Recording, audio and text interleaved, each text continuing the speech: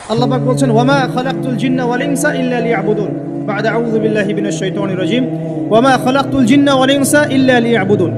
আল্লাহ পাক আপনাকে আমাকে প্রথম যে দায়িত্ব দিচ্ছেন সেটা হচ্ছে এই, আমি মুসলিম, আমি নারী হই, পুরুষ হই, যুবক হই, যুবতী হই, যেই হই না কেন, আল্লাহ পাক আমাকে বলছেন ওয়ামা খালাকতুল জিন্না ওয়াল ইনসা ইল্লা লিয়াবুদুন। দেখো, আমি জিন আর মানব জাতিকে শুধুমাত্র আমার ইবাদত করার জন্যই দুনিয়ায় পাঠিয়েছি, আর কোনো কারণ নাই। এই যে আল্লাহ পাক আমাদেরকে 60 বছর 70 বছর হায়াত দিয়েছেন, একটা কারণ, অনলি একটা, ইল্লা লিয়াবুদুন, যাতে আমরা আল্লাহর ইবাদত করতে পারি। আবার বোঝেন, আল্লাহ পাক আমাদেরকে দুনিয়াতে শুধু তার ইবাদত করতেই পাঠিয়েছেন। আল্লাহ পাক এখানে একটা পরীক্ষায় ফেল করেছি হতাশ হয়ে আত্মহত্যা করতে পারেন নাই। আল্লাহ পাক এখানে একটা মেয়ের পিছনে ঘুরে জীবন নষ্ট করতে পারেন নাই। আল্লাহ পাক এখানে আমাদেরকে ধর্ষণের সেঞ্চুরি করতে পারেন নাই।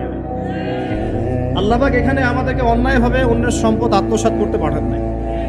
মাদকের যে ভয়াল থাবা চলছে, এর মধ্যে নেশায় বুধ হয়ে যাওয়ার জন্য আল্লাহ পাক আমাদেরকে পাঠান নাই। কি জন্য পাঠিয়েছে? পলিটিক্যাল মারামারি করতে আল্লাহ পাঠান নাই আমাদেরকে দুনিয়ায়। সোশ্যাল ক্ষমতার দ্বন্দ্বে লিপ্ত হওয়ার জন্য পাঠান নাই। মিলস, ইন্ডাস্ট্রিজ এন্ড ফ্যাক্টরিজের নেশায় বুধ হয়ে পরকাল ভুলে যাওয়ার জন্য আল্লাহ এখানে পাঠান নাই।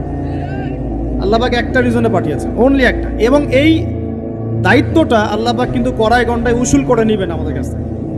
ভাববেন না আল্লাহ পাক এই পুরো মহাবিশ্ব খেলার ছলে সৃষ্টি করেছেন, এমন নয়। আল্লাহ পাক বলছেন আমি এই মহাবিশ্বকে খেলার ছলে সৃষ্টি করি নাই।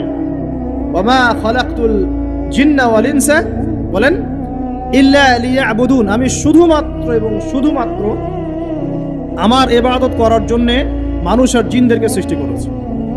জিনকে আমরা দেখি না, আমাদের সাথে জিনরা আছেন। জিনের মধ্যে ভালো খারাপ আছে, ঠিক যেমন মানুষের মধ্যে ভালো খারাপ আছে।